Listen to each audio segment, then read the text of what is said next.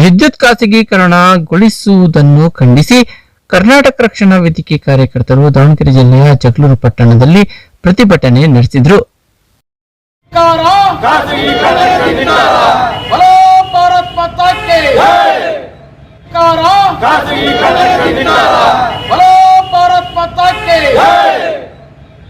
ಸಚಿವರು ಕರ್ನಾಟಕ ಸರ್ಕಾರ ವಿಧಾನಸೌಧ ಬೆಂಗಳೂರು ಮಾನ್ಯರೇ ಆಕಾಂಕ್ಷಿಗಳು ಅವರಿಗೂ ಕುಂತುಕೊಳ್ಳುತ್ತೆ. ಇಲಾಖೆಯಲ್ಲಿರ್ತಕ್ಕಂಥ ಅಧಿಕಾರಿಗಳು ನಮಗೂ ಕೂಡ ನೋಡ್ರಿ 16 ವರ್ಷಗಳಿಂದ ಆಗಿ ದುಡಿದಿರ್ತಕ್ಕಂಥ ಒಂದು ಪ್ರಮೋಷನ್ ಕೂಡ ಆಗ್ತಿಲ್ಲ. ಇಂಥ ಸಮಸ್ಯೆಗಳಿದ್ದಾವೆ. ಹಾಗಾಗಿ ಇದು ಮಾರಕವಾಗಿದೆ. ಎಲ್ಲರೂ ಕೂಡ ನಾವೆಲ್ಲರೂ ವಿರೋಧಿಸಿ ಸಾಕಷ್ಟು ಸಂಖ್ಯೆಯಲ್ಲಿ ಈಗಾಗಲೇ ನಾವು ನಮ್ಮ ಜಗಳೂರು ತಾಲೂಕಿನ 26,000 ಅಪ್ಲಿಕೇಶನ್ಸನ್ನು ನಾವು ತಿರಸ್ಕೃತ ಇದಕ್ಕೆ ವಿರೋಧ ಇದೆ ಅಂತ ಹೇಳ್ಬಿಟ್ಟು ನಾವು ಕಲೆಕ್ಟ್ ಮಾಡಿ ಆಲ್ರೆಡಿ ಕಳಿಸ್ತಿದ್ದೀವಿ. ಅದೇ ಥರ ತಮ್ಮ ಮುಖಾಂತರ ನಾಳೆನೇ ಕೊನೆ ದಿನಾಂಕರಾಗಿರೋದ್ರಿಂದ ರಿಟರ್ನ್ ಮುಖಾಂತರ ಇಮೇಲ್ ಮುಖಾಂತರ ಎಷ್ಟು ಸಾಧ್ಯವಾದಷ್ಟು ಇದಕ್ಕೆ ನಮಗೆ ಆಕ್ಷೇಪಣೆ ಇದೆ ಅಂತಕ್ಕಂಥ ಈ ಅರ್ಜಿಗಳನ್ನು ಸಲ್ಲಿಸಬೇಕಂತ ಎಲ್ಲ ಕೇಳ್ಕೊಳ್ತಾ ಎರಡು ಮಾತುಗಳು. ಪಟ್ಟಣದ ಬೆಸ್ಕಾಂ ಕಚೇರಿ ಹಾಗೂ ತಾಲೂಕು ಕಚೇರಿ ಮುಂಭಾಗ ಜಮಾಯಿಸಿದ ಕರವೇ ಕಾರ್ಯಕರ್ತರು ರಾಜ್ಯ ಸರ್ಕಾರದ ಖಾಸಗೀಕರಣ ನೀತಿಗೆ ವಿರೋಧ ವ್ಯಕ್ತಪಡಿಸಿದರು. ಬಳಿಕ ಬೆಸ್ಕಾಂ ಎಡಬ್ಲ್ಯೂ ಮಲ್ಲಿಕಾರ್ಜುನ್ ಅವರಿಗೆ ಮನವಿ ಸಲ್ಲಿಸಿದರು. ನಂತರ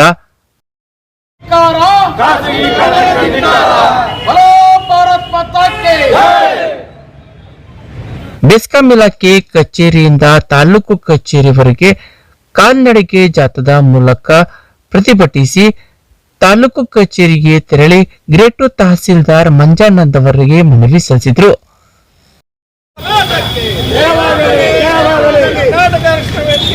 ರೈತಪರ ಹೋರಾಟಕ್ಕೆ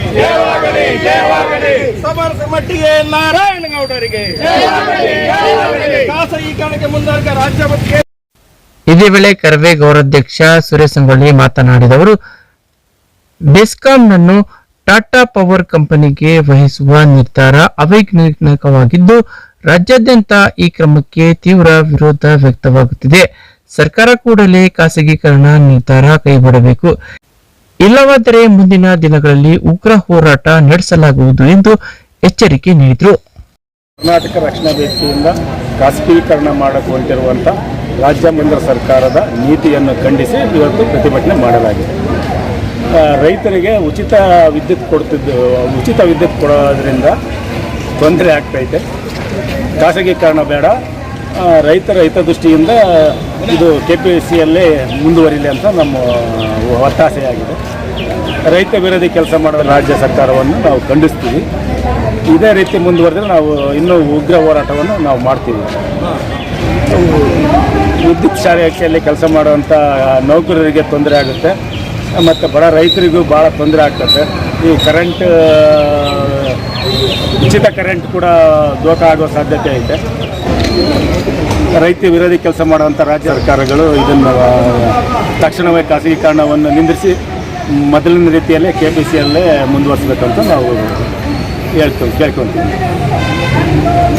ರೈತರಿಗೆ ಸಿಗುವಂಥ ಗಂಗಾ ಕಲ್ಯಾಣ ಯೋಜನೆಗೂ ಉಚಿತ ವಿದ್ಯುತ್ ಕೊಡುವುದಕ್ಕೂ ಎಲ್ಲದಕ್ಕೂ ತೊಂದರೆ ಆಗ್ತೈತೆ. ಆದ ಕಾರಣ ಖಾಸಗೀಕರಣವನ್ನು ಮಾಡಬಾರ್ದು ಅಂತ ನಾವು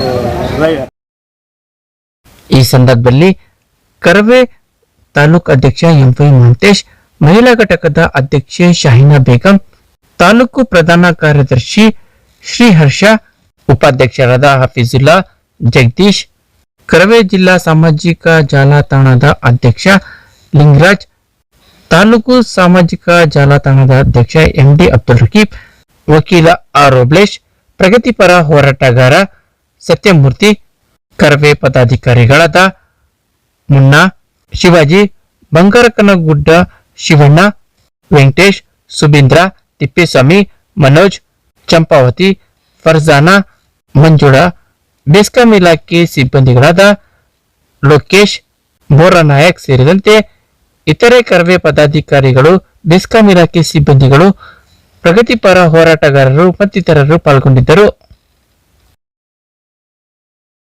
ಹಾಗಾಗಿ ಕನಿಷ್ಠ ಏನೋ ರಾತ್ರಿ 3 ಗಂಟೆಗೆ ಕೊಡ್ಲಿ, ಆ ಒಂದು ಕರೆಂಟ್ ಏನಾದ್ರು ಕೊಟ್ರೆ ಇಷ್ಟು ಗಂಟೆ ಮಾತ್ರ ಮೋಟ್ರ್ ಆದಾಗ ನಾವು ರೈತರಿಗೆ ಅಂದ್ರೆ ನೀರಿರೋದೇ 450 HP ಹಾಕ್ಬೇಕಾಗುತ್ತೆ.